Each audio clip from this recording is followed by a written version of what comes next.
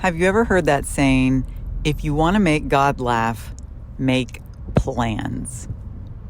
Make plans, God laughs. What does that mean? It means that yes, we're supposed to plan. Yes, have goals, set goals, put things on your calendar. You know, if it's not on your schedule, it doesn't exist, right? We got to do those things. But it just means that there is so much that is out of our control. And we have to be just cognizant of that. Like, yes, make all the plans. Plans are important. And things don't always go according to them, as all of you, I'm sure, very well know. So last week, first week of school, kids go about 3 days, and then it's Friday morning. Like, I'm sure a lot of moms had a lot of stuff planned. Like, oh my gosh, kids are finally in school. I'm going to do this, this, and this, or I finally have time to do this, this, and this, or whatever. So I go on my little morning walk after I, walk after my kids, make sure they get to school okay. And I'm coming down my street, and it turns out one of my neighbors fell and hurt herself. It involved a dog, a leash, and some concrete, and it was not good. Felt so bad for her. So she got hurt. And it was actually pretty bad. She had to get stitches. And I mean, how terrible. But the worst part about it is that she had a hair appointment scheduled and lunch with a friend. I mean, y'all, the hair appointment though, how long does it take to get on the books and to then be ready and then be so excited and then know your grades are popping or whatever, and then you can't go? Oh my gosh. One time my hairdresser, 2 weeks before my appointment, sent out a mass text and was like, hey y'all, I broke my elbow. I have to cancel all my appointments. And I was like, don't you have another one? Why do you need 2 elbows to cut hair? Anyway, it was, I was turning 40. It was a thing. I forgave her. We moved on. She's the best. JK, she's amazing. Her name's Stacey Daniels. Go to her. But yeah, I mean, how devastating when your whole day gets wrecked because of some silly accident.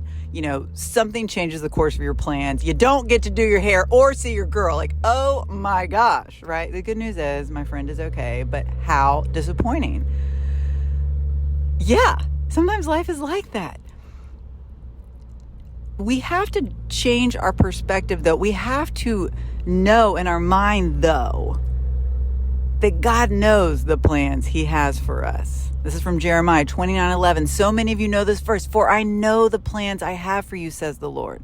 Plans for welfare, not for woe, to give you a future and a hope. Plans for good, not for bad. Plans that will benefit you, not hurt you or harm you. Now, I know that having an accident or hurting yourself sounds like harm to you, but we never know how God is working behind the scenes.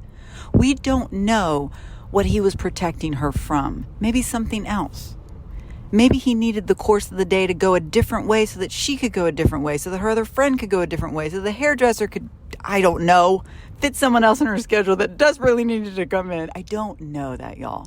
But what we have to think and believe and know in our hearts is that God is always working for our good. There's so much we cannot control. Just recently, this past birthday of mine was in June.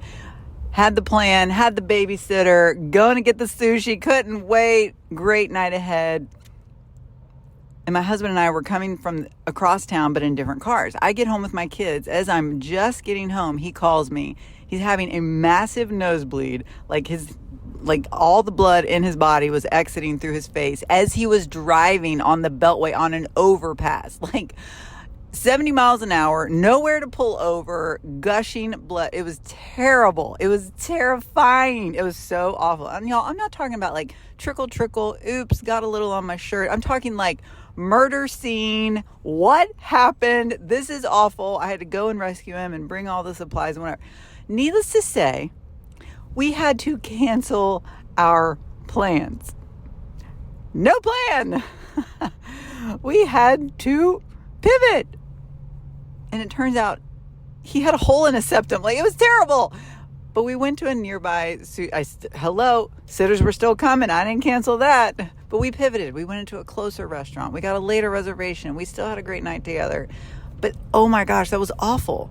And I don't know why that happened. And I don't know I'm not saying like God ordained that. Like, oh, great, let's throw this down their way. Let's shake it up. Let's liven things up, I don't know. And it's not for us to know because we can't. But all I have to know and I have to believe is that God is always working for my good. Even when things don't go the way that I thought or hoped they would. And so it can be little things like having a tiny fall or not getting to your dinner reservation or your kid gets sick and you can't go to work or it cancels a trip or I don't know, those things happen, right? But also they can be much bigger things. Like when I was 39, I had 3 kids. And after a lot of soul searching, I really felt called to have another child. And then after a lot of prayer and talking with my husband, like he was on board. We were both on board. We were intentionally trying to have a 4th child. And it was right around my birthday. I was 39, approaching my 40th birthday. And I really thought I was pregnant. And we came home from this trip.